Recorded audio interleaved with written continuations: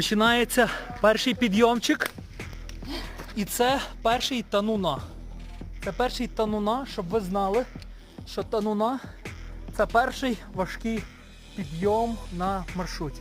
Це є особлива назва, і якщо ви ним підете, ви зрозумієте, чому воно так називається. Що, Вітьок, як тобі підйомчик? Тануна.